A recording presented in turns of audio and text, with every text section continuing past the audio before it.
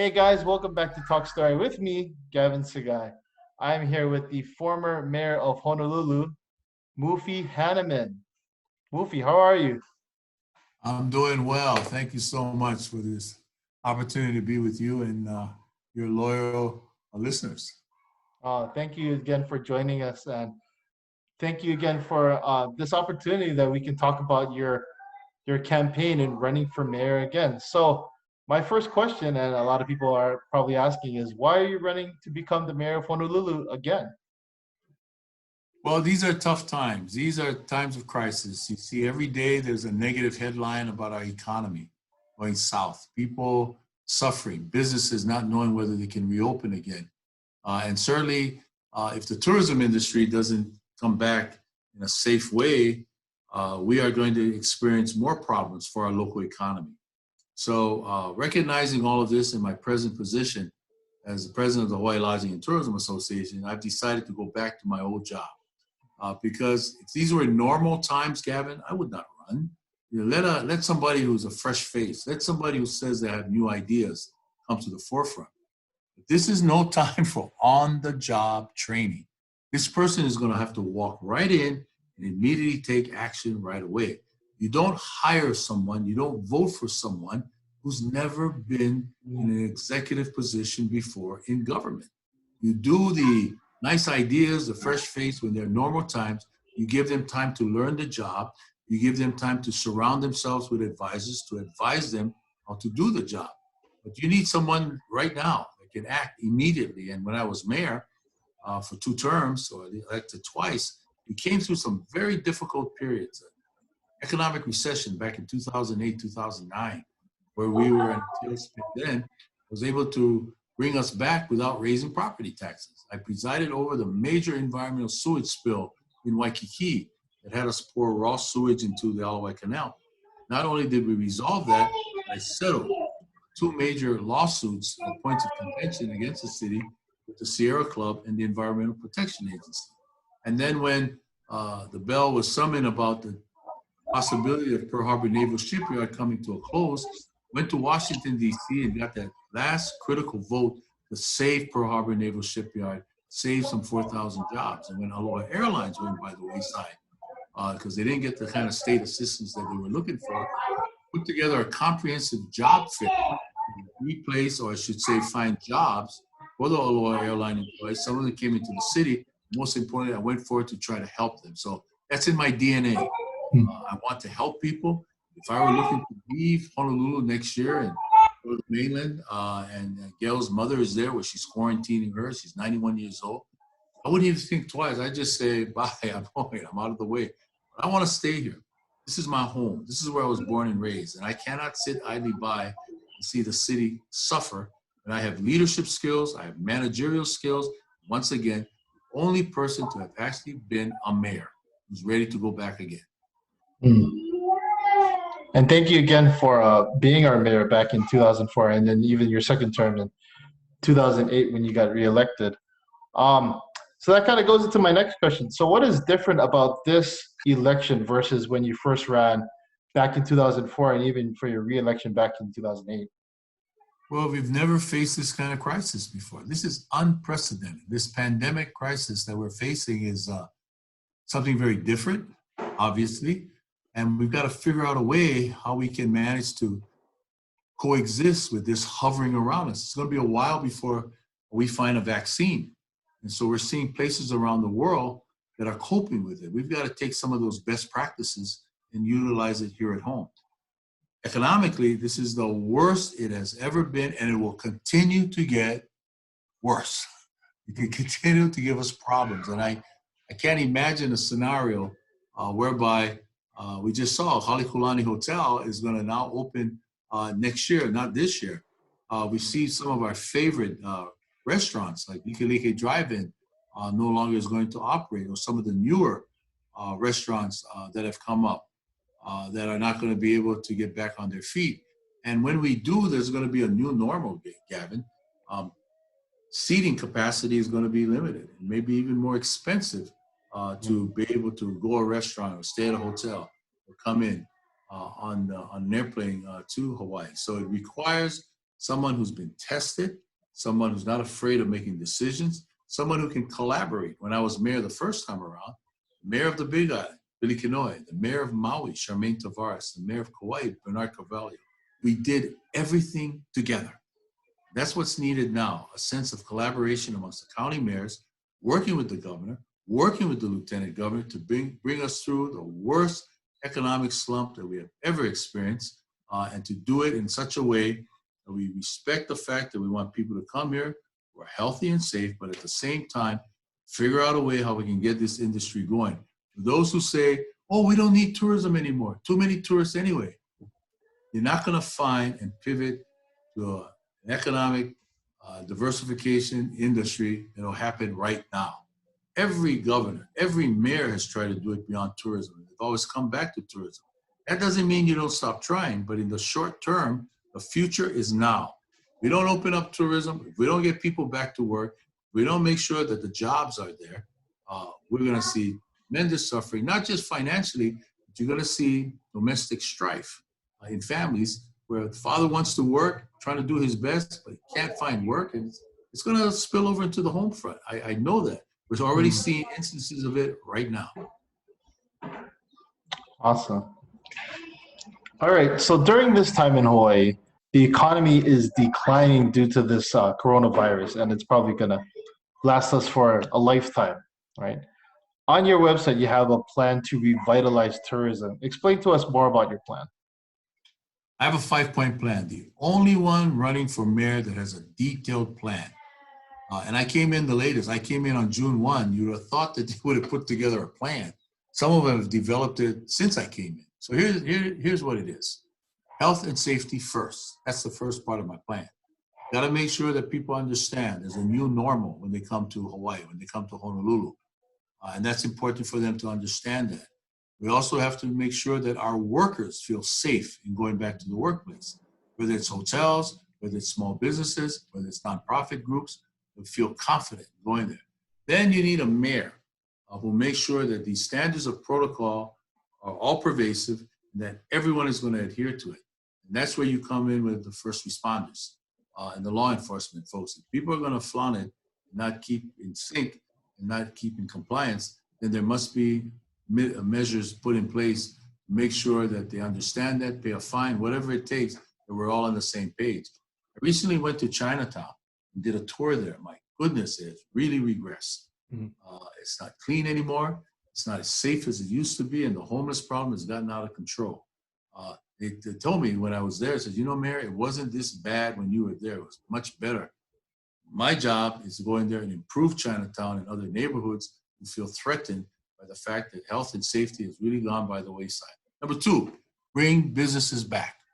I talked about tourism. I talked about the fact that this is an industry that has to come back. Why? The numbers speak for themselves. $17 billion in revenues, $2 billion in taxes, employed over 200,000 people. Where is that industry that we can put people back to work almost immediately if we can do that? It starts with tourism. And I really believe that's the key to our small businesses to grow and prosper. We've seen the local economy opening now. No one's doing gangbusters. No one is basically saying, wow, I'm able to hire everybody back. It's not going to happen for a while. So bring tourism back safely. Also help our small businesses and look to expand that tourism model where we have more sports tourism, we have more film tourism, we have more cultural tourism, we have more arts tourism. Yes, it's all drawn from the same bucket. That is what we have now to bring people back immediately. Make Honolulu a world-class city. One of the best ways to do that is do rail properly. Yep, I'm the person who started rail, and the project has gone south. In the 10 years I've been out of City Hall, I was not a council member then that voted to increase every budget. I was not the chair of HEART, as some who are running in this race were, to basically tamp down on the expenses. It happened. We went from $5 billion to over $9 billion. I was mayor, it was on time, on budget, on schedule, as I said earlier, with a huge contingency fund. I was following the will of the people who voted for it. They said they wanted rail. So my job now, I'm determined to go back, fix it and see it through. Fix it and see it through. I will rely on private dollars through public-private partnerships, I will rely on federal funds from Washington. My resume speaks of someone who's worked with Democratic administrations, Republican administrations. I will do all of that because there's some good things that are happening because of rail. They call it transit-oriented development, where around rail stations, you'll be able to build commercial, retail, housing. It's going to happen at Aloha Stadium. When we have the new Aloha Stadium, it's going to be financed by private dollars. Why? Because of the station being parked outside of Aloha Stadium. It's going to happen at the station right outside of Pearl Harbor. The military is going to invest and spend on that. Why? Because of the fact that they have a rail station there. When I see it going down Dillingham, we have an opportunity to build 10,000 affordable rental units. That's the goal of the state. That's why if you like rail, you're going to love transit-oriented development. It's going to improve neighborhoods. It's going to make sure that we have a better way of life. And environmentally, how can you argue about the biggest electric vehicle is going to reduce carbon emissions that go in the air because it's going to be powered by electricity? It's an electric vehicle. So all of this suggests it's going to be a daunting task.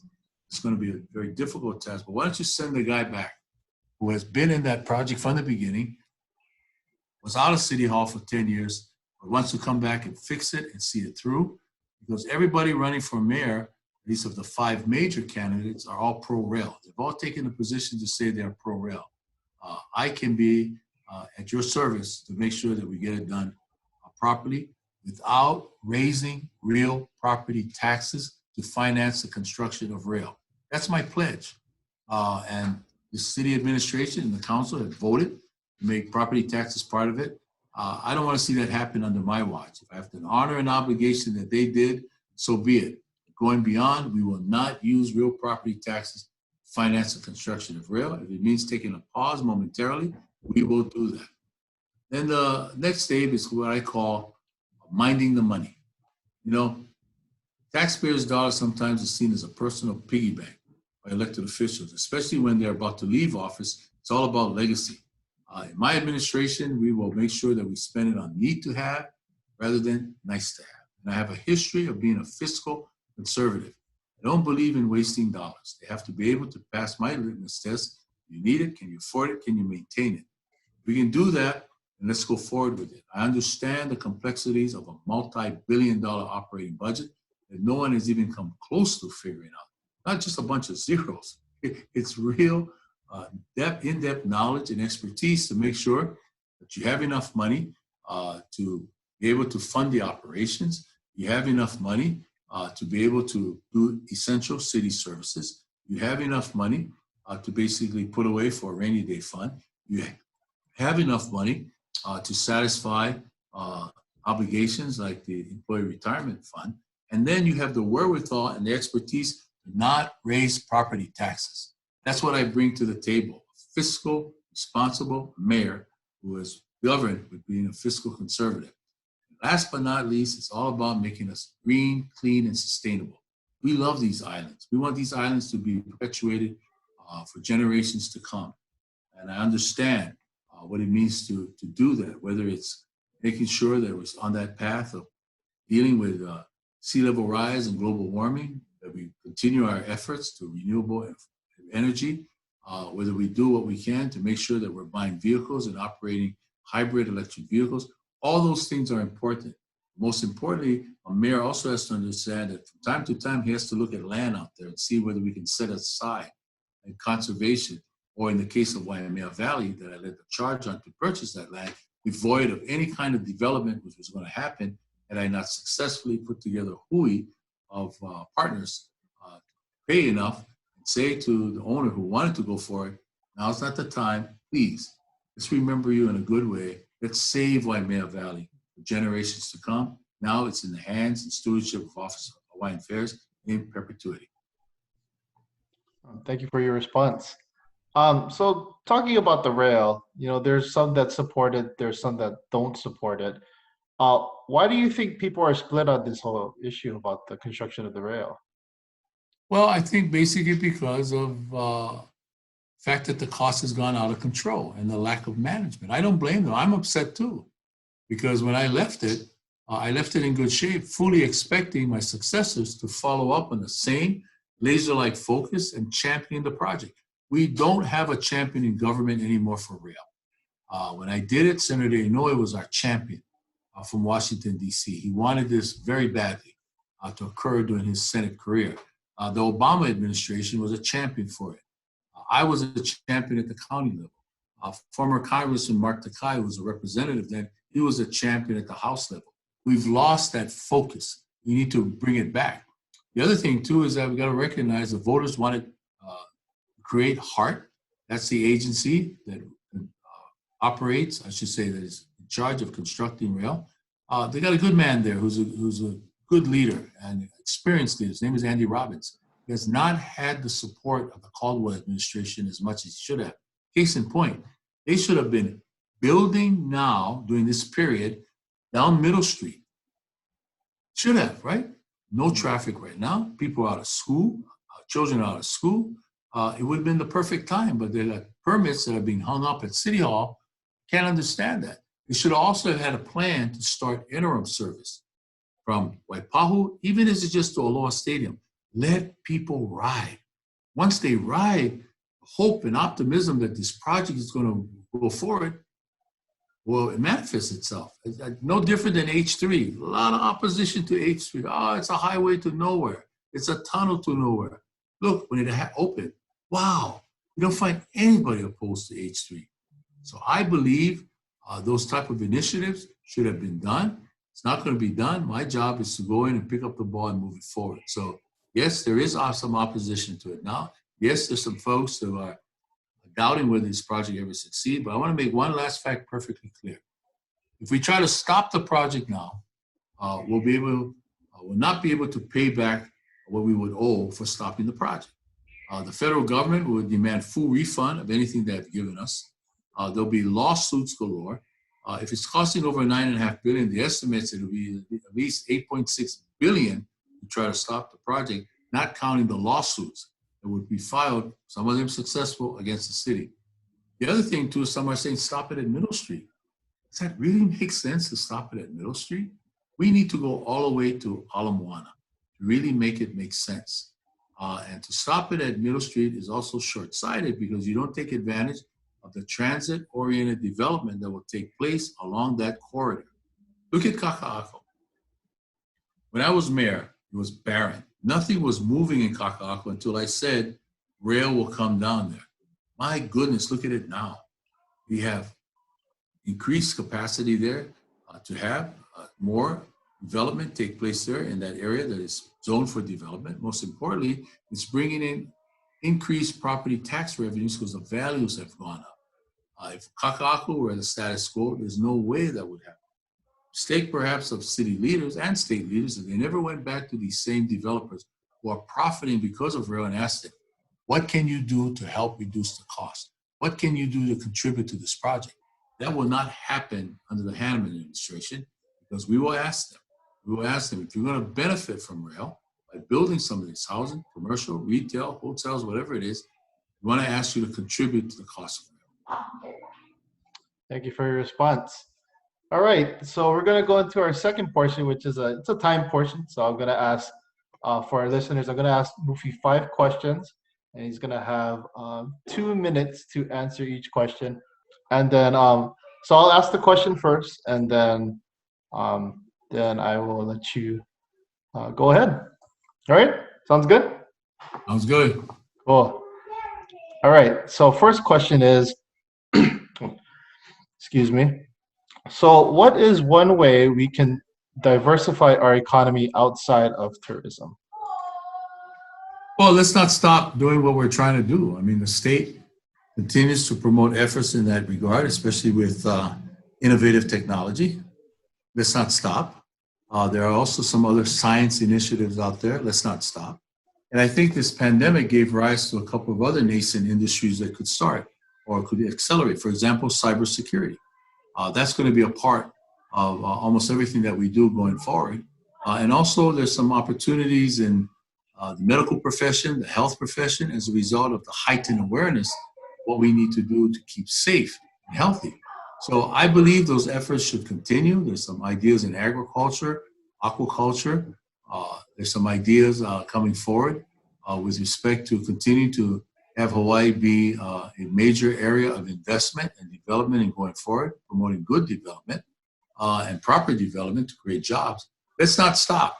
Let's keep doing it. But I do know at the end of the day, in the short term, it will always come back to tourism. And that's what people need to understand. If that were the case, Governor Burns would have found that silver bullet. Governor Ariyoshi, Governor Waihee, Governor Cayetano, Governor Lingo, Governor Abercrombie. All these governors have tried to diversify the economy.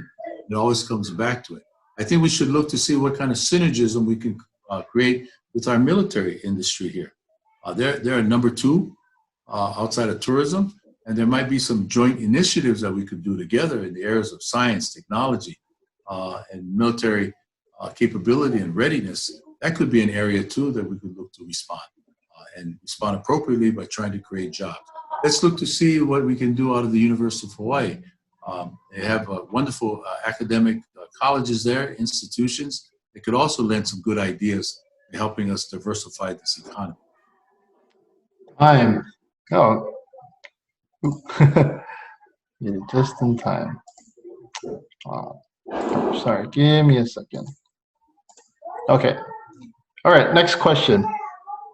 What will you do in the first 90 days if elected as mayor?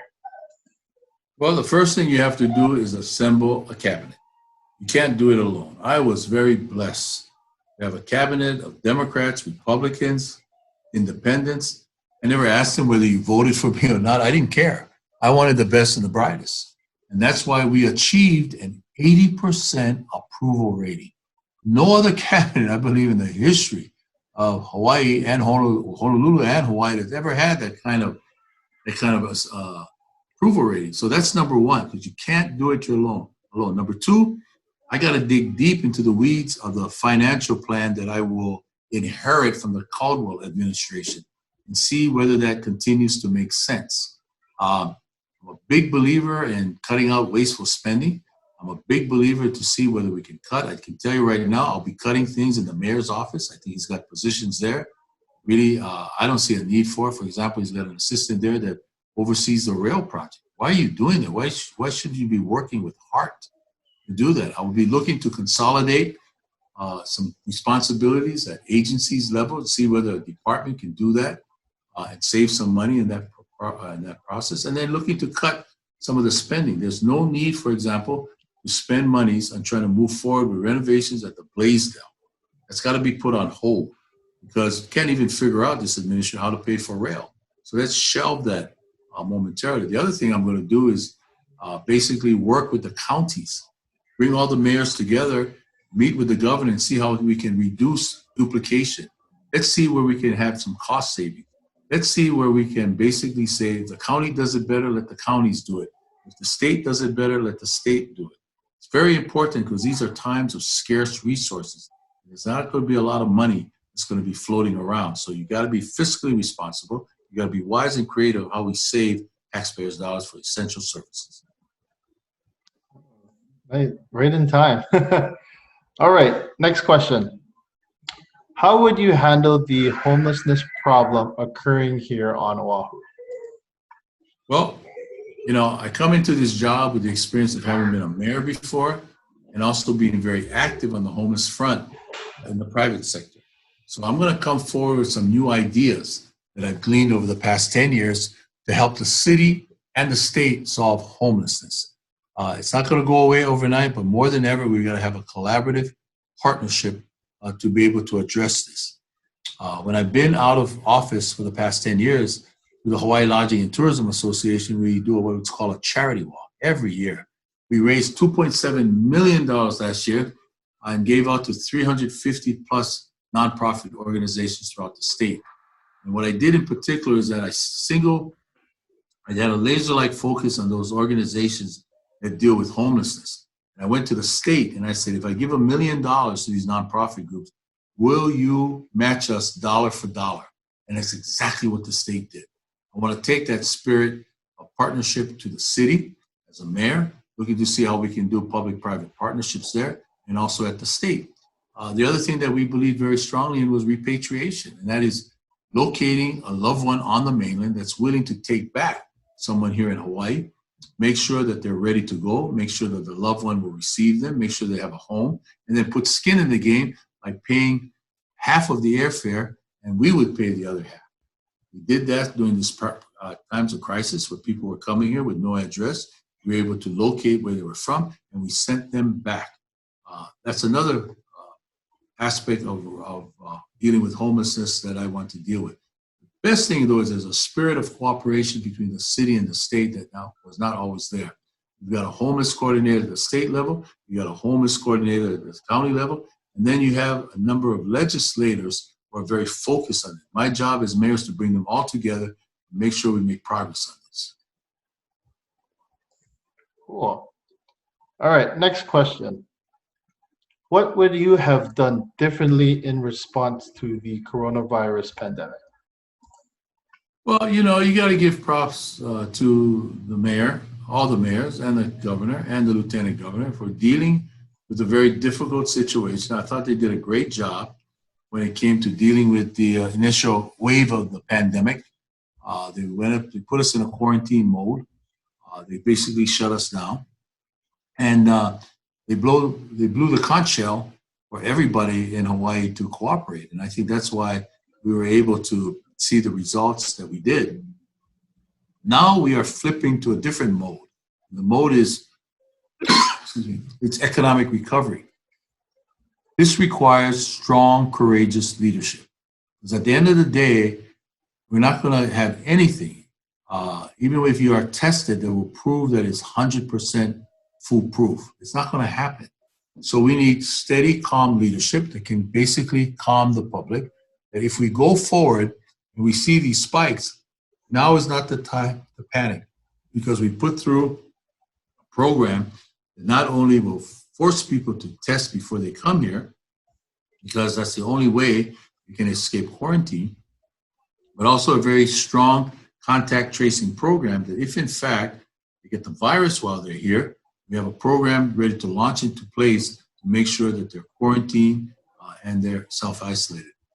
We're also going to require strong leadership to be able to communicate that plan. And if there's one thing I thought they could have done a better job of, it's communicating consistent policies. You know, sometimes you had one county say this, the other county said something else. The state came back and said, oh, you're both not correct. We're going to do this. We're so confusing. I think now that they've set a date for September 1, all hands on board. Let's make those communications plan clear, not just for businesses, but for the individuals that know we are living a new normal. This is how it's going to be going forward. All right. And last question. What is more important, acting in response to the will of the people or acting in the way city officials believe is the best course of action? Well, obviously, I always opt for what the community wants. That's why we did rail, because that's what the people voted for. 53% of them said they want rail. Had they voted thumbs down, or had they voted for a mayor who ran on an anti-rail platform, the message would be clear. It just seems to me that people want this project as beleaguered, as mismanaged as it's been along the way. They still want it. So the job of a good leader is to come in now and say that was the mandate of the people. You got to fix it. Don't engage in the blame game. Make sure that you do it in the right way, and this way it has to be done in a fiscally responsible manner. So that's very important, community engagement. I saw a number of instances this administration went forward and the community wasn't really for it, or there was mixed results. They did that out in Waimanalo at Sherwood Forest. Kupuna spoke out very strongly about that. They should not have proceeded. At Ala Moana Park, as great as an idea that was, cut off a sliver of that park to improve, have an improved playground for our children, our keiki. On the surface, that was a great idea, but you're also talking about the crown jewel of all our parks. And that's why all the aficionados of Ala Moana Park came out and said, wait a second, you are taking something away for us that we are really not on board. So at the end of the day, it comes down to what the community wants. If the community wants me back as mayor, I'm prepared to go back because they are going to speak through the selection process. Now, that is what you have to keep in mind as you go forward here. And if you think the community is not going the right way, whatever, then you as a leader have to go out into the community and explain why you may have a difference of opinion. Don't expect people to get it or say, oh, because he or she's elected, they should trust me. You always. All right, time. So before we go, I like to ask this question because it's a good question to ask. But what does talking story mean to you? Talking story means to me is having a two-way conversation. What I would have liked about this or any other talk stories, and in fact, you played the role of someone who was asking questions on behalf of the community. But I always like to engage on one-on-ones to let people ask their questions. And I'm the kind of leader. I don't mind if the questions are uncomfortable. I don't mind if they're hostile. That's what you have to do when you're a leader. You can't just put yourself in a comfort zone and say, I only want to talk to people. I only want to be there if they're all pro me. That's not the fact of life. A true leader makes decisions. Every decision that you make, every strong decision will always have its detractors. So what you have to do is to explain your position, why you feel you took the right path. And if people disagree with you, that's okay. That's why I believe in debates. I believe in forums. It's a chance to bring people together, to compare their ideas. And if someone has a better idea than you do, hey, you know what? Embrace it. Embrace it. Because at the end of the day, if it's good for the people, that's what you should do instead of saying, oh, I'm not going to get credit for that because that's not my idea. Doesn't matter. Mufi Hannemann's world is all about good ideas that make this place the best place in the world to live, work, and raise our families. That's my pledge. That's what I'm going to do as mayor. If you give me the opportunity to go back to my old job, we need that strong, tested, collaborative leadership more than ever. We're in a rut. We're in an economic slump. Put it in the hands of someone who will do the job. And I'll leave you with this.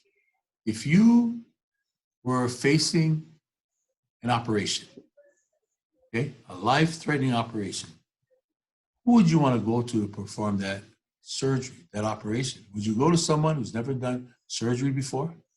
Or would you go to an experienced doctor with a record performing operations and surgeries? That's what we're facing here now. Need experienced leadership to be able to move Honolulu forward. Awesome. Thank you, Mufi, for coming on the show and sharing your heart with the rest of us. And good luck to you, sir, on this mayor candidate, this mayor election. Thank you, Gavin. Thank you for your willingness to engage me and give me an opportunity again to share my thoughts, my mana'o, and best of luck to you too. Awesome. And thank you guys for joining us. We hope you have a great day. Have a blessed day. Stay safe out there.